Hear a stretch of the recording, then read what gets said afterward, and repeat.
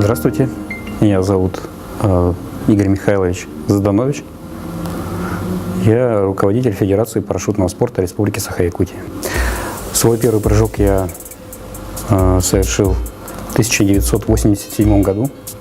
В дальнейшем никак себя не видел связанного с парашютным спортом, хотя хотел пойти на спортивную подготовку, но жизнь меня круто развернула, обратно вернула в аэроклуб в 2010 году. Встретил людей, которые восстанавливали аэроклуб после очередного развала. И в 2011 году я продолжил прыгать с парашютом. И на сегодняшний момент у меня всего 131 прыжок. Почему всего? Потому что хотелось бы больше. Хочется прыгать каждый день по 5-10 прыжков, но это очень дорогой вид спорта. Но с каждым прыжком, наверное, уходит то чувство какое-то может быть, по первости это какой-то такой подспудный страх, такой непонятный там.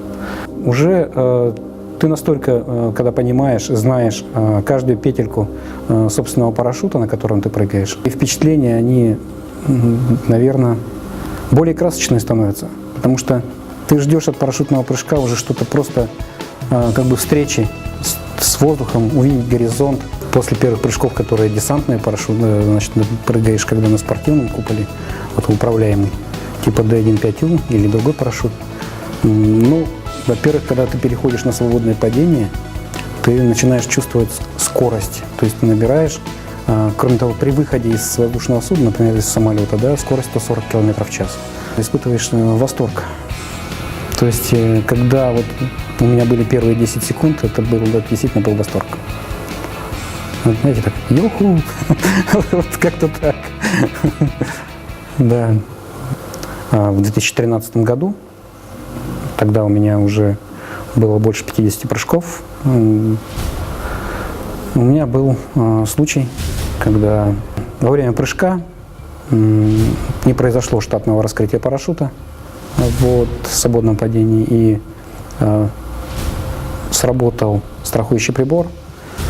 Вот, на запасном парашюте я приземлялся, выбрав между зелеными деревьями, стояла сушина, и в итоге, значит, запасной парашют был порван на эту сушину, и я не долетел до земли 5 сантиметров. Но каска спасла меня, опять же, да, то есть защитный парашютный шлем. Вот, я после этого сделал конкретно серьезные выводы.